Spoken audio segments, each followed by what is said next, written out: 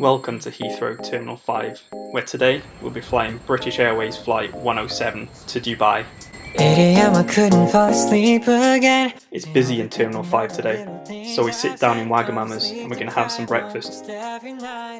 For breakfast, I go for the Eggs Benedict, and to drink, a tropical mango, apple and orange juice. Got the energy to move and I go back to the dreams again.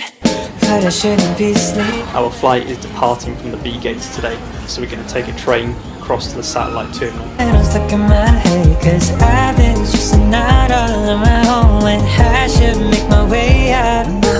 If your flight is leaving from the B gates, this is something to consider, as it does take a little longer to get to the aircraft. Thinking about what I should be thinking of, and it's about time that I get. I stop staying in the same bed. I need a kickstart just to change this. Making our way to the departures area, the terminal is very quiet, with just a handful of flights leaving this satellite terminal.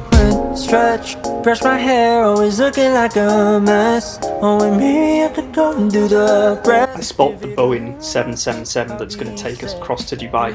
It's getting Dough & Co catering, which I'm looking forward to trying. One of the benefits of departing from these gates are the awesome views of the apron you'll get. But this time will not be the same.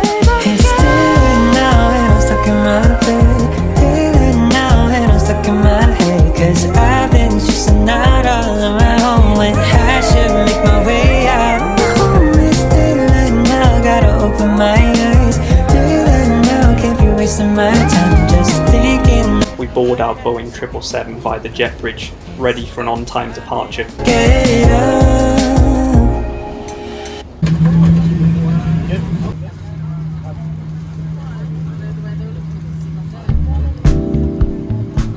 We push back from the gate in preparation for the 7-hour flight across to Dubai. Though I may say it, I just think that I might have to spell it out for you. So listen here, I want this all to be crystal clear. Oh, I care about you more than a lot.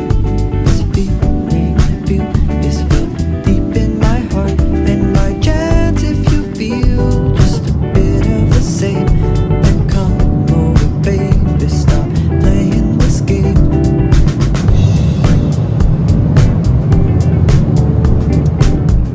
Firstly, let's take a look at the seat features. The aging screen was not very responsive and not very intuitive to use. I found it much easier to use the remote control. I found the legroom to be average, but a disappointment for me was the seat fixings, which seemed to get in the way. Love you all this time. Oh, I care about you more than a lot. This feeling I feel is felt. The only amenities provided on this flight was a blanket, a pillow, and some earphones. Bit of the same. Then come over, baby, stop playing this game. Maybe a sign of the age of these seats, but the USB barely charged my phone. About an hour and a half after departure, I chose a gin and lemonade with some pretzels to start the dinner service. This was followed by a chicken curry, vegetables and rice, which despite appearances was quite tasty. As we head further east, the sun began to set and I managed to get some rest for the remainder of the flight. As we're on final approach into Dubai, I'd like to summarise my experience on this flight.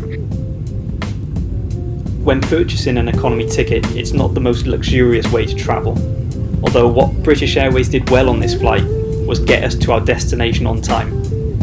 The food portion size was filling and offered various drinks throughout the flight. The seat, although old, was comfortable.